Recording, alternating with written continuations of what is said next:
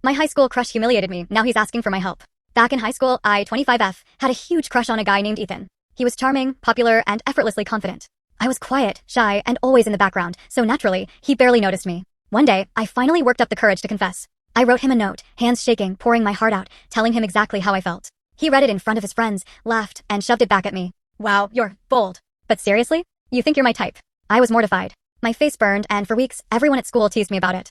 I avoided him, avoided the hallways he walked down, and tried to erase the humiliation from memory. After graduation, I lost touch with him. I moved to a new city for college, focused on my studies, and worked part-time jobs to pay my tuition. I discovered I had a knack for marketing and design, so I started learning everything I could about running a business. By 23, I had launched a small e-commerce store. I poured my heart and soul into it, late nights, weekends, and every penny I could spare. Slowly, the business grew.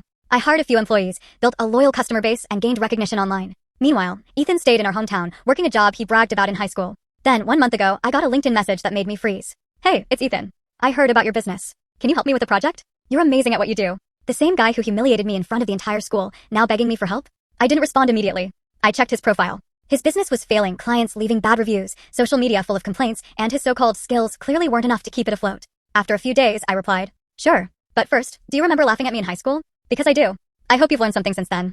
He apologized profusely, tried to explain that he was just trying to fit in, and begged for a short consultation. I agreed, but I set my terms. I would only offer high-level advice, never my proprietary methods or detailed strategies. I wanted him to understand the basics, but nothing that could help him replicate my success. Over the next week, I guided him through some general concepts, carefully omitting critical details. Every time he asked a pointed question, I gave vague, polite answers. 2 weeks later, he messaged again. I need more help.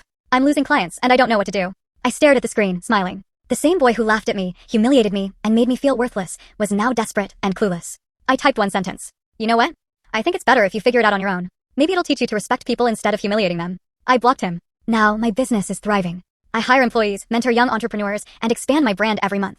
I get messages from people all over, praising my work and creativity. I've built something that's mine, from scratch. Ethan? He's still failing. Trying to copy methods he doesn't understand, asking strangers online for advice, and wondering why he can't catch up. Every time I think back to that note I handed him in high school, I can't help but smile. Because the girl he laughed at? She's unstoppable now.